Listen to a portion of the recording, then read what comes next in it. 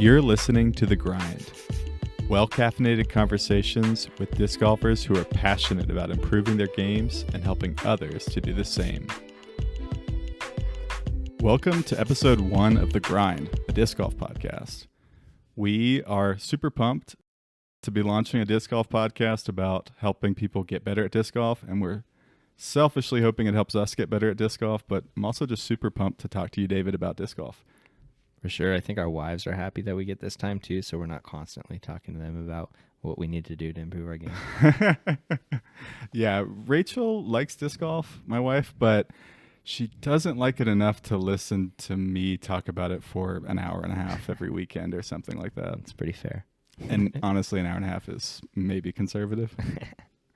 Anyway, we got a pretty sweet show lined up for you. We're going to be talking about a pro tip from Touring Pro in the MPO side. We'll be reviewing the Gateway Wizard. We're going to have a couple to give away. Before that, though, we're going to intro the podcast and just talk about David's game, how his disc golf experience. But to start it all off, David, what are you sipping on, and how was your disc golf week? See, today I'm sipping on some Ethiopia Guji from the Cayenne Mountain Farm. It's tasting pretty tasty. I've had some lots from their farm before. Often they're super fruity up front. This one's a little bit sweeter up front. The fruity notes aren't there, but on the back end when you swallow, you get those berry notes and some fruit notes coming in that are pretty fun. It's honestly probably one of the better coffees that I've had.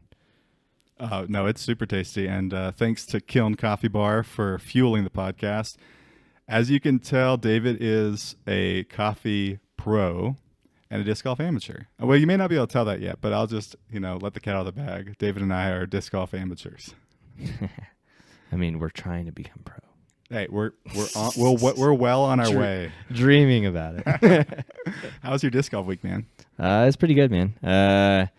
We got one round in. We played on, what was it, Saturday we played? Yeah, Saturday. Played Palisade on Saturday.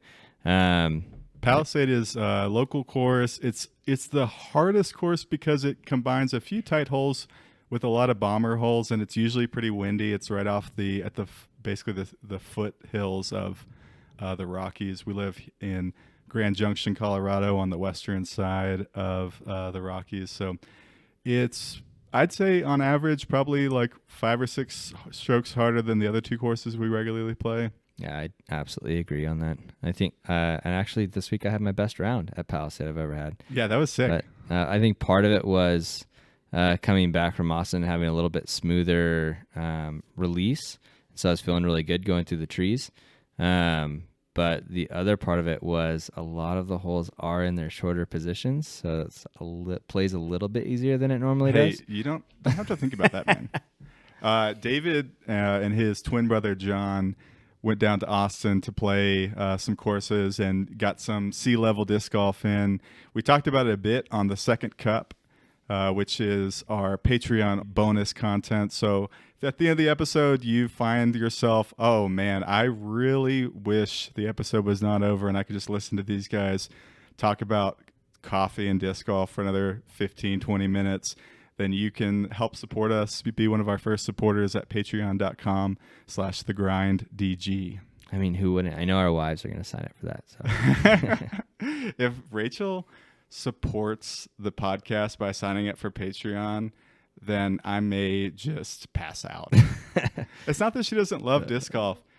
It's just one of those things that when I love disc golf as much as I do, it kind of annoys her. That's pretty fair.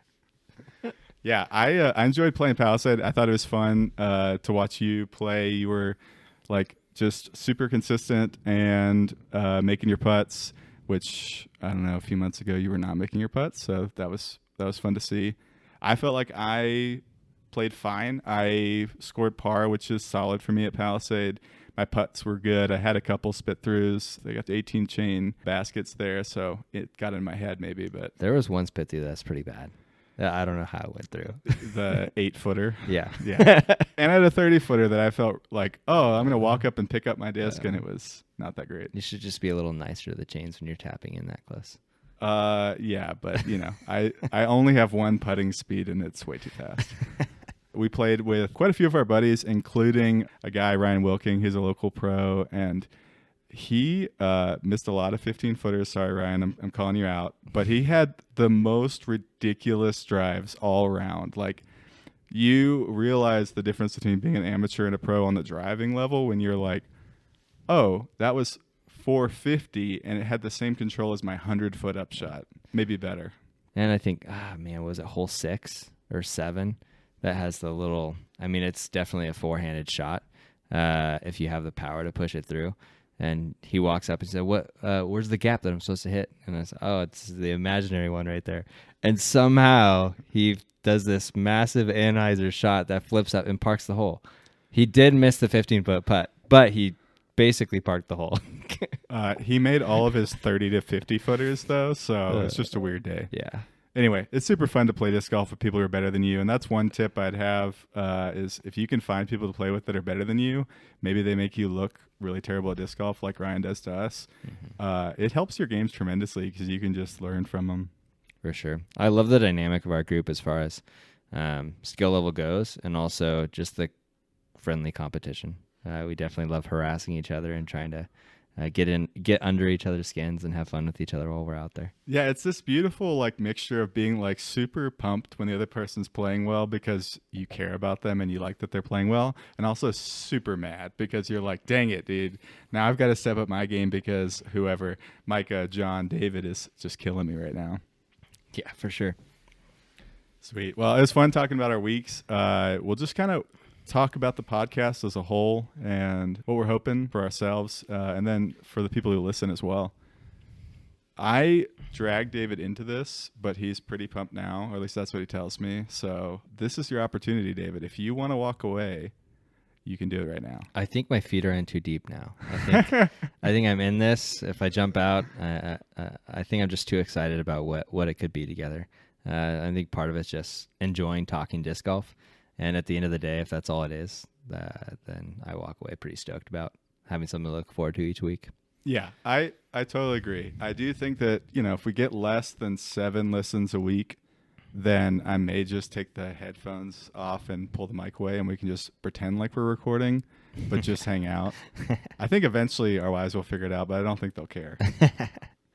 I love the pro scene, and we'll talk about the pro scene some and talk about disc golf news some, but I really love when people just talk about their games or what they're working on. And I feel like I enjoy that so much, but I also feel like I can learn something from everybody.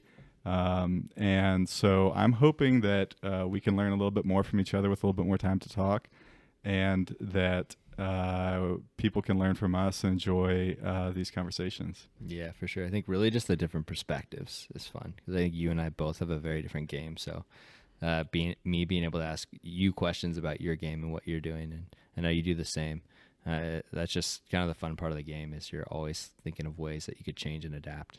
Yeah, and there's just so many skills to learn. And then even once you have some of the skills, to hone that consistency and to see people who are, maybe they don't have as many skills and maybe they can't throw as far or maybe they can't make as long of a putt, but they're super consistent. Like you can learn from that as well. Yeah, for sure. Anyway, just wanted to, for this first couple episodes, give you a sense of who we are. And when we talk about our own games and what's going on, you'll have a better perspective for that. So, David, I have been playing with you for what, 2.5 years or something? I think 2.5 years about. Yeah, we started playing a little bit before COVID. And then when COVID hit is like the steroids got pumped into disc golf and that's all we cared about. Yeah, I was already like way down the rabbit hole, but you joined me, which I was super pumped about. Yeah, and we did have another friend at the time that got as obsessed as we were, but since I think Josiah uses the languages that he's dead to him because now he fishes every day. Yeah, Ryan, we are calling you out on here. Yeah, so if Ryan's listening to this, which he probably won't because he probably is too busy listening to podcasts about fishing, even though everything's probably frozen over at this point. But yeah. Anyway, Ryan, you are dead to us. So I don't think I know that much about disc golf pre-Grand Junction. I know that you weren't like super into it, but you had a few discs when I met you, and you were at least somewhat into disc golf. So when did you pick up disc golf, and what was your game like? And maybe start with that. For sure. It's actually, I think the first year that I was dating my wife, I must have made a comment at some point that it seemed interesting to me. and that I enjoy going out and playing casually every once in a while. And she had a friend that was into disc golf, and he recommended getting sets of discs. And so I think she bought me a Champion Wraith and a Champion AVR. And she also got herself a Champion Wraith and Champion AVR because that's what he recommended, which are great discs. But so I guess that would have been, man, 7 years ago now.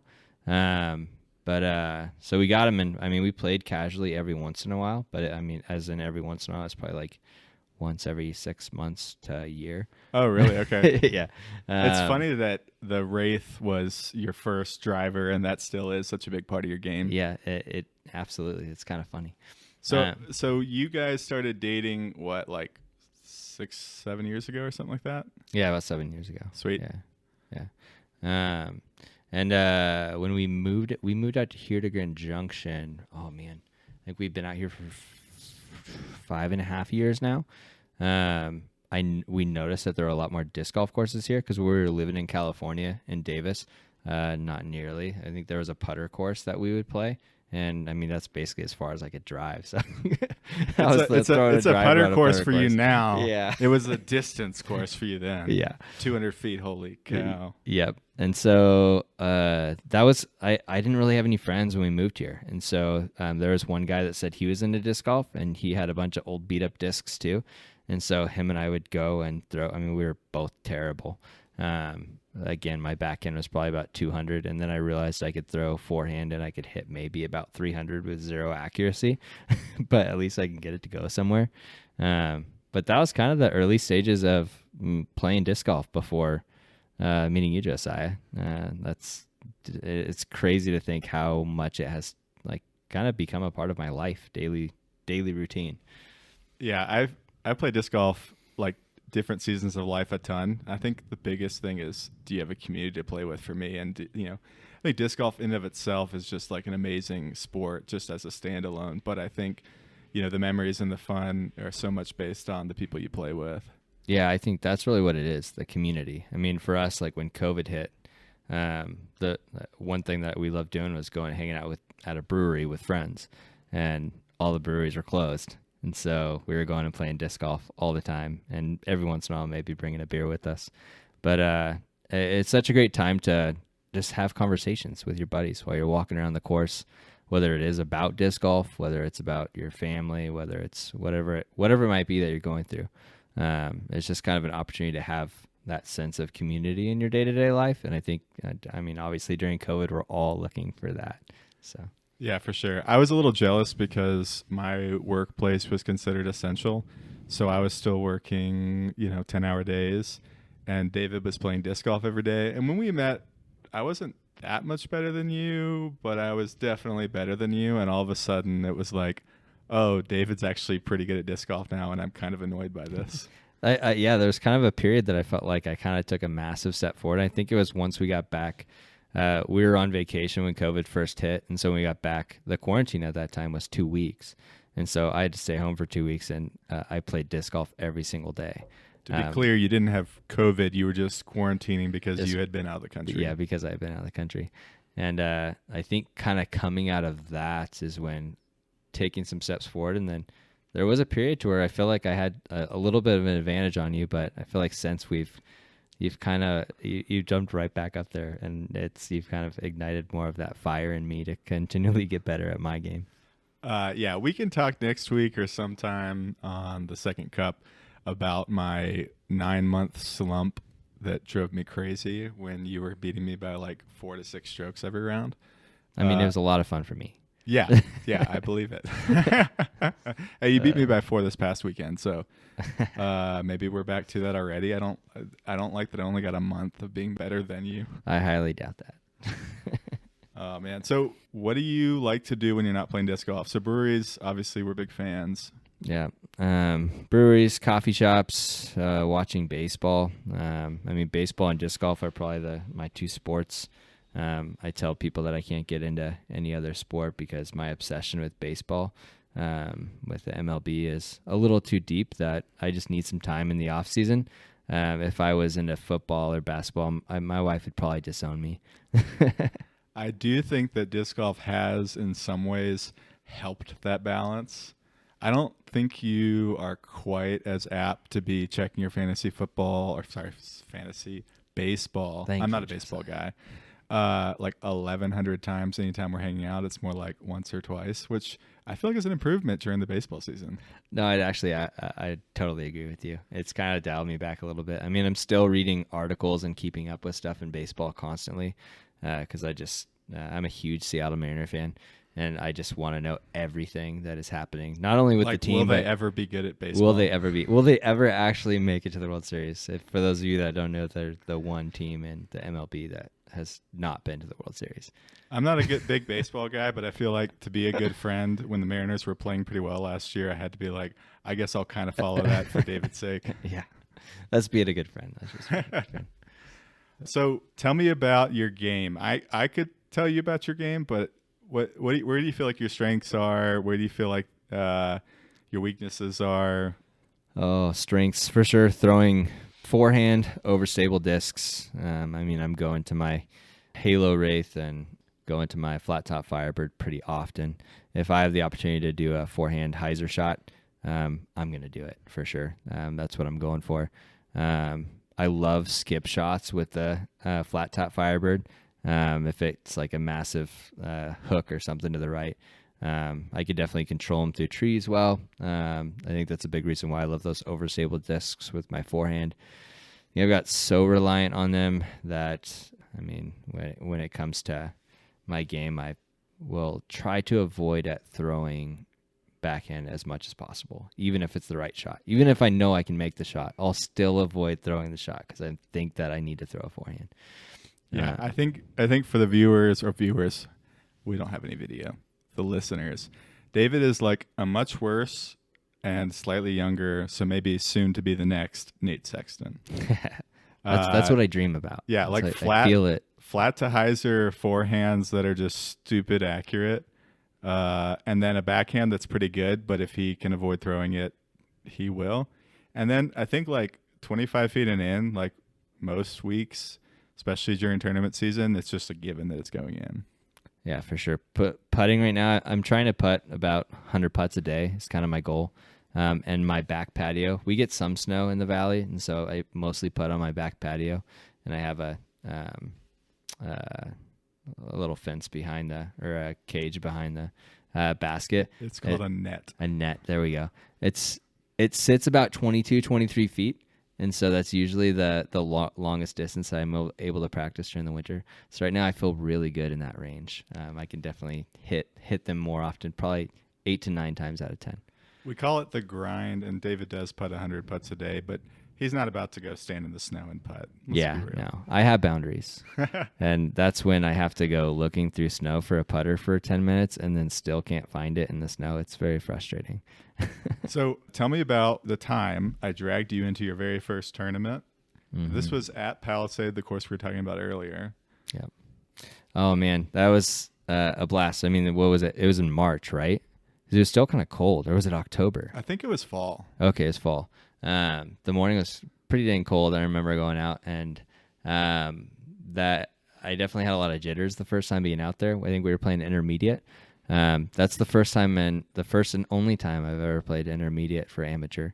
I'll explain why. Oh yeah, why is that, David? Going out there super cold. I had never played a tournament before. Had the jitters. My first drive, when it is super cold like that, getting that grip on your disc, it's hard to get that tacky feel. And so I turned over massively my first drive. Suddenly, somehow, I had the luckiest upshot and great putt at 25 feet and started off with a par on the hole. And after that, suddenly I just felt like I found a roll and just cruised through the course and felt like I could, I just found that rhythm. And I think part of it is I just enjoy the competition aspect of it. I ended up getting the best 2 rounds that I had ever had at Palisade. I think I shot -1 both rounds, and on a fairly tough layout. On a fairly tough layout, and the fact that I didn't mess up as much during the trees. Like I at that point in my game, I think I did not have the confidence in my game to navigate trees, but somehow I think part of it was skill, part of it was luck at the time. But I navigated the trees super well in the tournament and ended up with. I don't know to this day how I got my best score both rounds in a row at Palace. I think maybe I had just like taken a step up in my game at the time.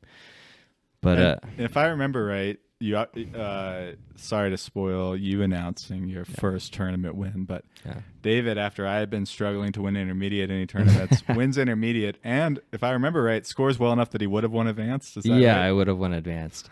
And I got so much trash talk from the guys that were on the lead card with me because I think did I win by like 7 strokes or something? It was something stupid. It was something like that. And so I was getting called a sandbagger, and I think Josiah and our buddy Ryan were on the chase card. And so when we were towards the end of the course, they were kind of trying to support me, like, "Oh, it's his first course. Don't give him a hard time." And I was blaming it all on Josiah. No, Josiah told me to play intermediate. I am usually better than him, or so I thought at the time. And then this was like the beginning of your, rise of like a phoenix. I thought that I would beat you in intermediate, and I thought I had a chance to win intermediate, and instead I took like 4th, and you took first by beat me like 10 strokes on the 2 rounds. Anyway, yeah. So you've been playing a few tournaments in advance since then. You're usually what, like first or second card? Usually, I think most of the time I've ended up on the second card, the chase card. And I think the chase card in 3 of the 4 that I played advanced in, which I like being on the chase card. I like feeling like you're chasing him down, but I would prefer to be a little bit closer than I have been sometimes.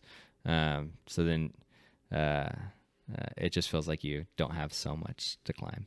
No, that's a perfect segue. So the last thing I want to ask you is, hey, we don't have a tournament for another 2 months. Unless something pops up that we're planning on playing in. What are your goals in terms of the off season? Goals in terms of the off season, I'm trying to actually. I think my wife is like kind of like excited, but also laughing at me of trying to keep myself in shape. I think for the first time, I've actually been trying to run at least once or twice a week, and also trying to keep up. One of the things that I struggle with is my arm gets pretty worn out. I think I had an injury about 1.5 years ago on my shoulder from playing softball. Running into a fence is pretty magical. But I was out for about 3 months with a shoulder injury. And ever since then, I struggle with being able to play a bunch of rounds consistently. And part of that's because I rely so much on my forehand. I'm trying to get... So I guess one of the things in the off season too is, along with strength building some with my shoulder, I want to become a little bit more consistent with my backhand, or at least confident with my backhand, so I can go into the tournament when it comes to those. I know I can throw a backhand just as far as I throw my forehand. So when it comes to those open shots, I can throw a backhand. I don't have to go and try to rip a forehand and wear down my elbow for the rest of the round, or wear down my shoulder for the rest of the round. So I think that's a major goal. Continually putting. At the end of the day, putting is where it's at.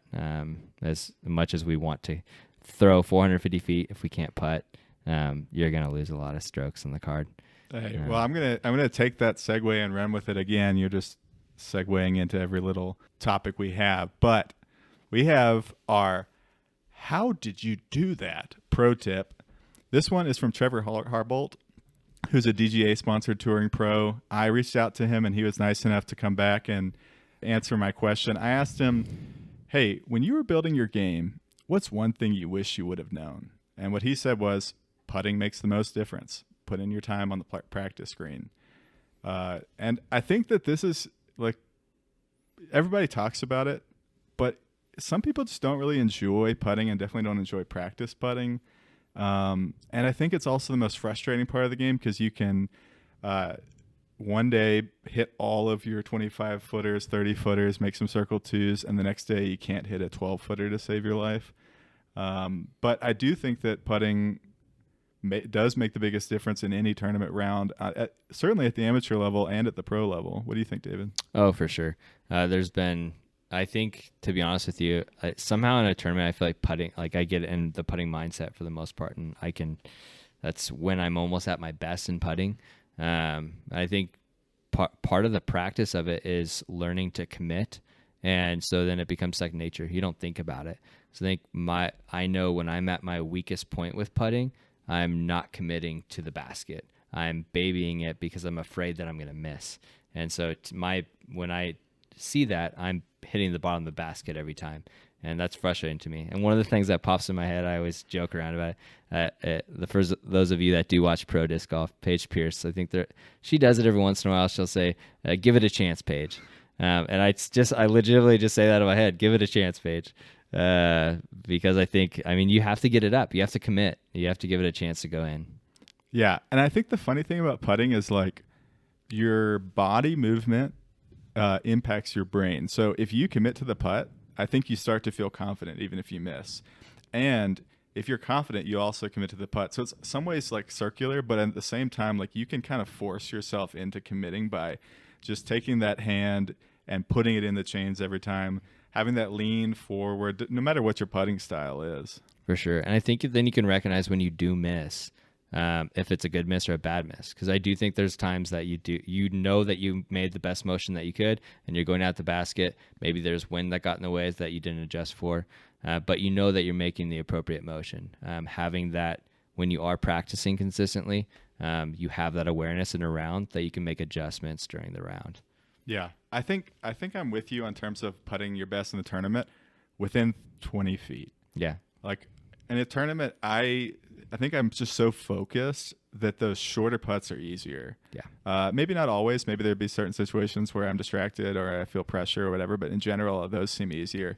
But I think one thing is my longer putts. I want to make sure that I give them a chance this season for sure.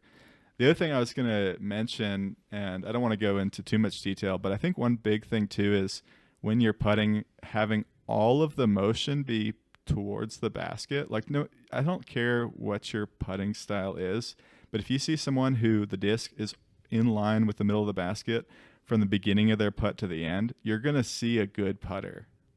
Yeah, I'd absolutely agree with that. I mean, that's when I feel like cognitively, when you are recognizing that you are finishing going at the basket, you're at a good place. That's where you want to be. Yeah, I think one thing I would also want to talk to you about, since you're putting 100 times a day, I have not been putting 100 times a day, and my putting is still great. And I have this problem. When I putt a lot, I start tinkering with my putt.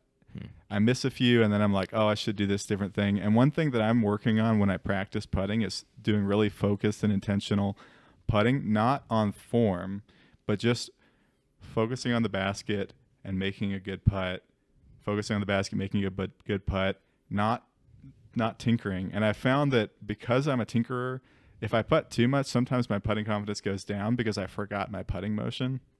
So I think there's this world in which it's not just putting the time in, it's putting the time in, doing the right thing.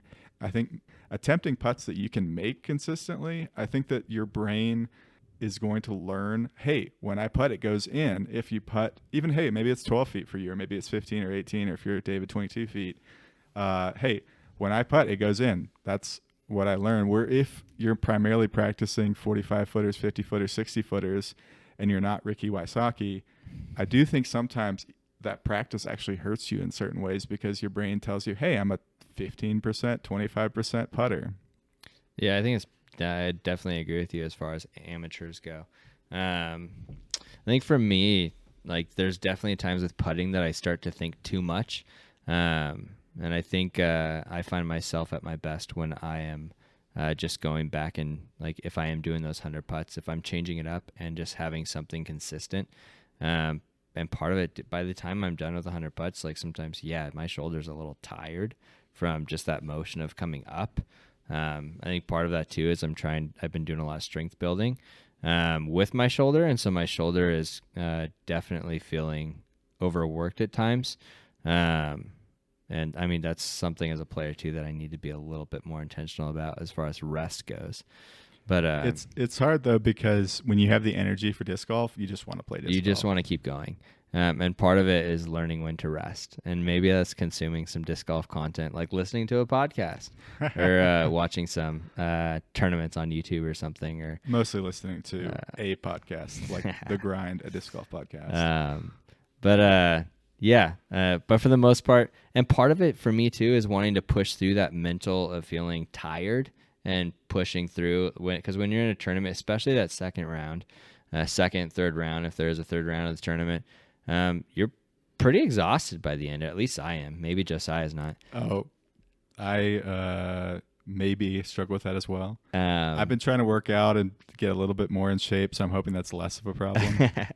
but trying to get past that mentally to know that, okay, if my shoulder is tired, I can still make this putt. I just, again, it comes back to committing to the basket. If I know that my arm is tired, my miss is going to be missing low, hitting the bottom of the basket. If I'm committing up to the center of the chains, I'm still going to make that putt. And I think that's part of the mental game for me. Yeah, for sure.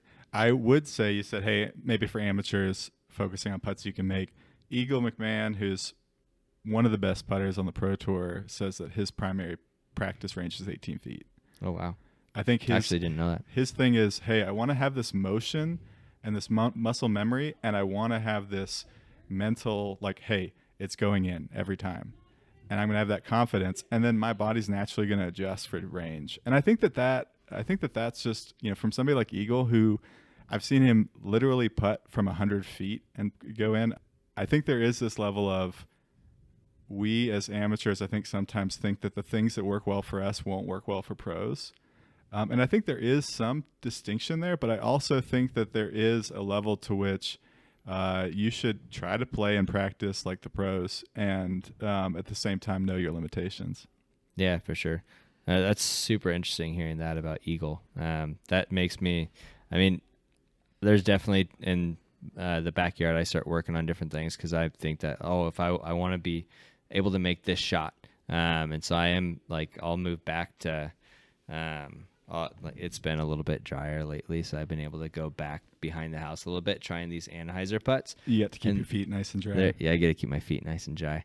And I maybe make like one of 20, but I want to have the concept in my head. I think it's good to practice those, but I shouldn't be spending 30 putts on those a day. That's not where I should be, because I think that might even impact me negatively as far as my consistency with my release points. Yeah, and I think you, like you said earlier, hey, you just want to give it a chance on those longer ones when you're first dialing in that. I don't think that my circle 2 and edge of circle putting is where I want it to be, but I think the big thing I've been doing lately is just making sure I get it high enough up so that I gave it a chance. And if I do that and I don't leave myself with like a 30-footer after, then I feel like, hey, that was a good putt. Yeah, and I think as an amateur, I mean, really the question is, how can you take strokes off your score in a tournament? If you are playing tournament rounds or if you're playing with buddies, whatever your goal is. And the majority of that comes down to hitting your 20, 25-foot putts. If you're hitting your 20, 25-foot putts, you're probably taking 5 to 6 strokes off your game. Especially if that's not because you went OB on the first one and then you had a bad upshot and then you missed your putt. And since you putt way too hard of the basket, you had a 20 to 25-footer and you made it. Yeah, Josiah likes to putt past the basket sometimes. It's important to practice in round, in tournament, so if you can take a 20-footer and make it into a 40-footer, you're doing a good job. Yeah, and then you catch the 40-footer and then you feel good. Yeah, right. Yeah, for sure. Hey, well, we're going to move into our What Did You Just Throw disc review. And we had to name it this because if you've ever played with someone better than you, or maybe you play with people who are just learning and you're pretty decent, you'll get this all the time, or you'll have to ask this all the time. What did you just throw? And I think realistically, it's mostly the archer, not the arrow. But as amateur disc golfers, and I think pros do as well, discs are just so cool. Oh, yeah. And the way they fly and do different things. And so we have the Wizard, which is the 2-speed, 3-glide, 0 turn, and 2 fade putter from Gateway. And we just want to go over our review of it. We'll start with the hand feel. And I think that, the Wizard is a little bit of a deeper putter. It has a pretty big bead on it. I think that the Wizard, when I was first playing disc golf, was kind of like what everybody putted with. I don't know. I think there's still a ton of people that putt with the Wizard, but since there's very few pros that are sponsored by Gateway, I do think that it's become maybe a little bit less prevalent. I'm not sure. You guys can give us some feedback, you can hit us up on Instagram at thegrind.dg and let us know if we're idiots, if everybody still putts with wizards. But I bag a wizard as my putter. David, you do as well, right? Yeah, I also bag up wizard as my putter. I do think I just buried the lead or whatever that term is. But anyway, so it is a little deeper. I think it feels great, especially for putting. I love the feel of it.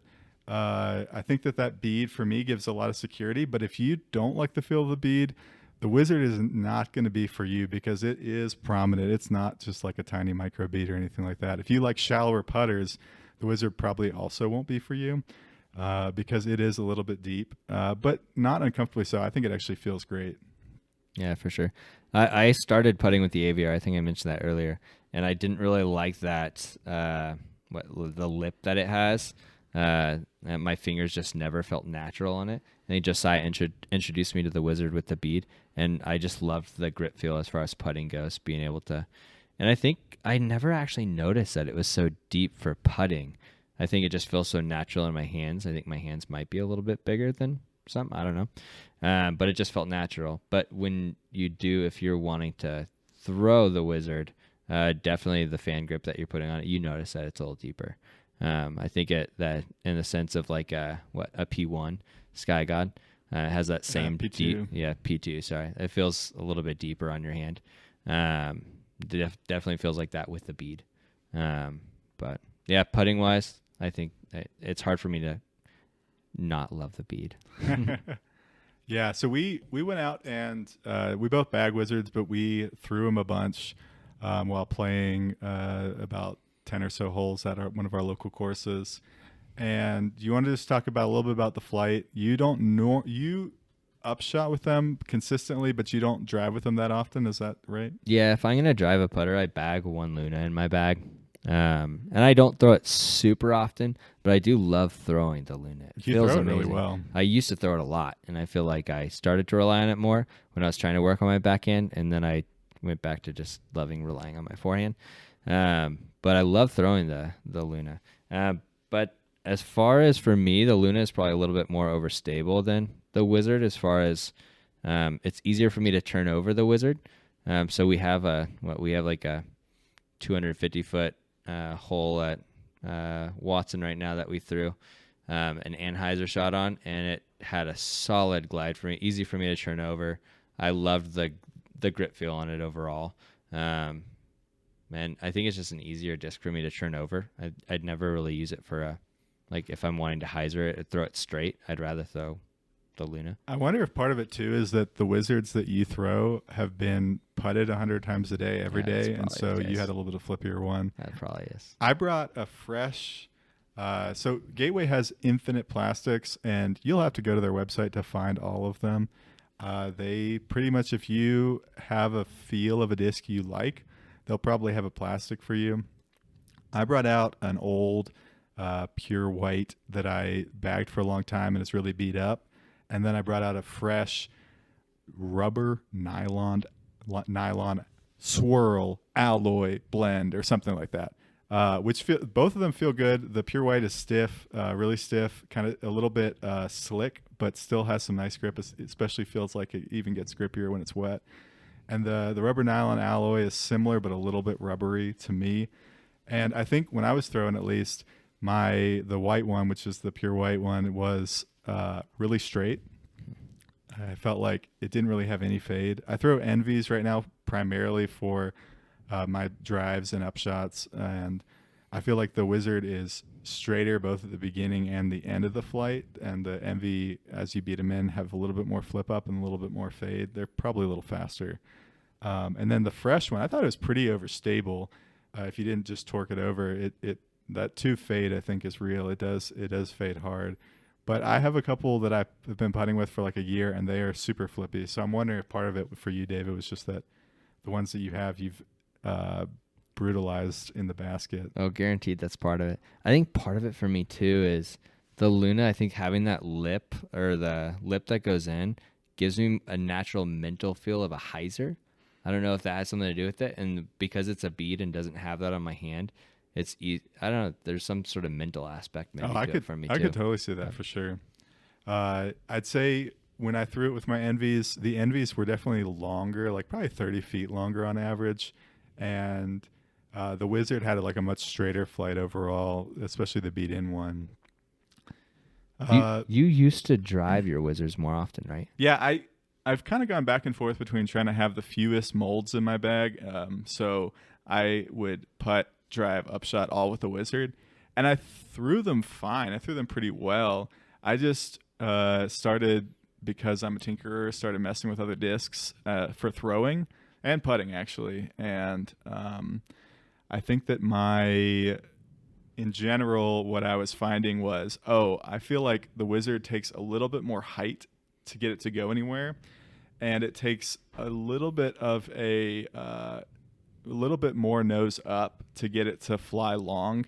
And so I was having to make a pretty big adjustment between driving with like a buzz or even a fairway and then a putter. You should make some adjustment, of course. And I kind of liked the feeling of an Envy or a Pilot before that, where I could just mash on it on a slight hyzer, have it flip up, go straight, and fade. I didn't have to think, I'm throwing a different disc. I need to have a very different release, or maybe just a slightly different release. Yeah.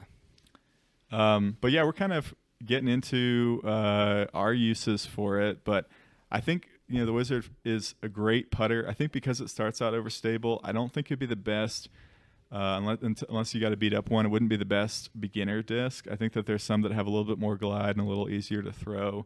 But I do think for anybody who has been playing for a little while, I do think it's a great putter. I think it performs super well as an upshot disc, just because it is stable enough that you don't have to worry about turning it over too often. I mean, you use yours for upshots all the time, right? It's just not for sure. big drives. If the upshot is I'd say if it's within 100 feet, that's what I always use. If it's over 100 feet, then I start switching over to my Luna typically. Okay, I didn't realize that. That's cool. Yeah.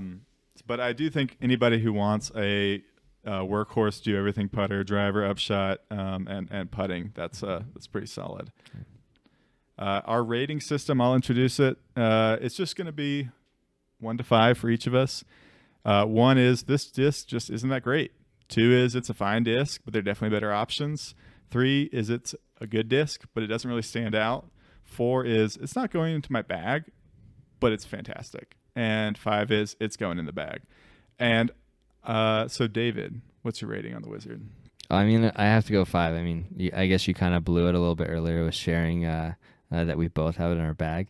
It would be hard for me to go away from the Wizard at this point. I think I love it too much, and I've become so reliant on that feel for the bead. And I'm pretty in deep as far as investments with Wizards. I have a bunch of them that I can putt with in the backyard. It'd be hard for me to spend a bunch more money on a new putter.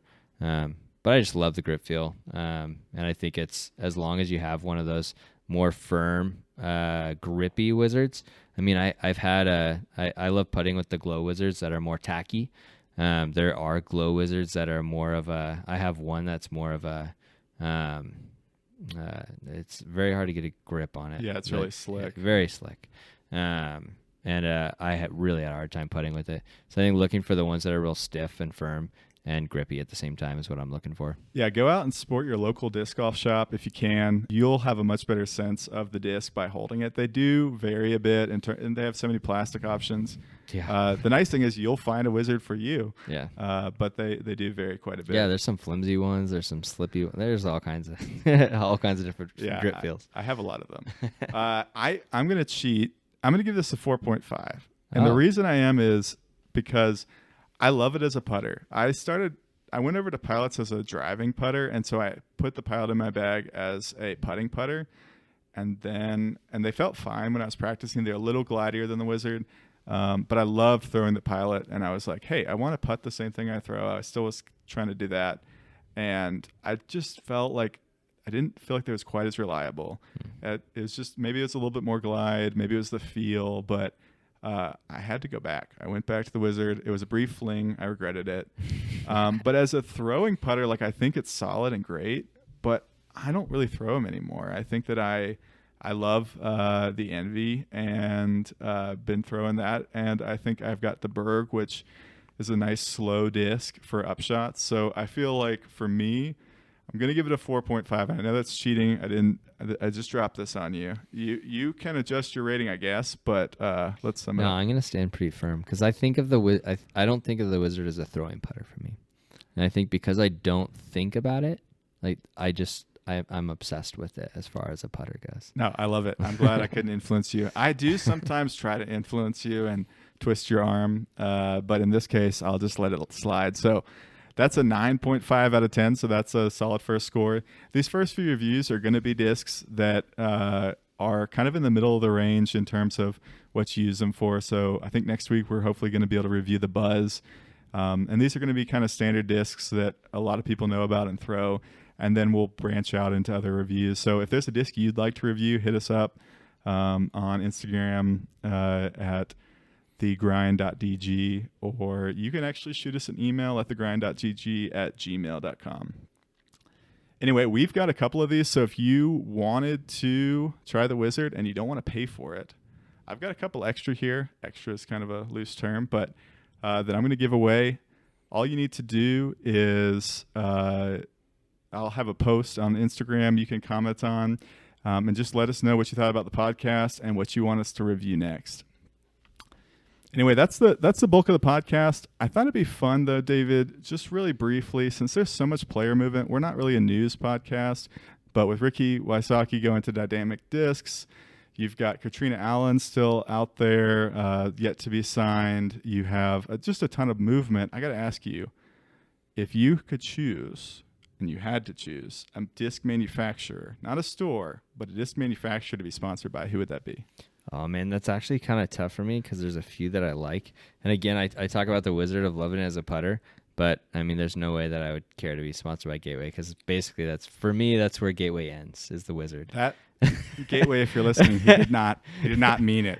He did not mean it. I used to live in St. Louis, so I can't support that. But anyway, continue.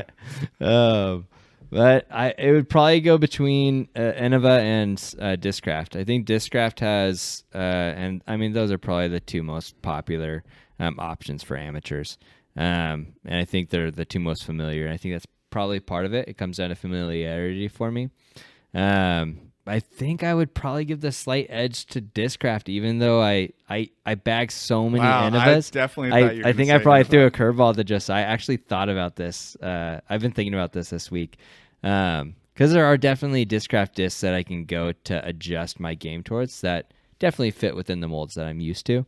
But I think I would be okay with, as much as I love the beaded putter with the Wizard, I think I love the grippy feel of Paul Macbeth's Wizards. I think they were the 2021 Lunas, the 2021 Lunas.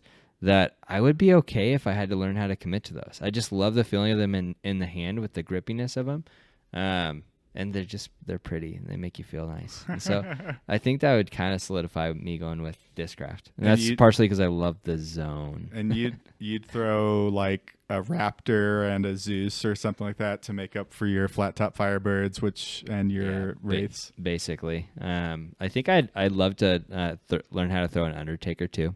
I bag a Saint in my bag, and I think an Undertaker might be one that I would switch over to the Undertaker. Sweet, yeah. I've heard good things. I don't think I've ever thrown one, so we'll have to review one sometime. For sure. Maybe we can ask Missy Gannon to come on the podcast, and we can all review the Undertaker together, and she can tell us how to throw it.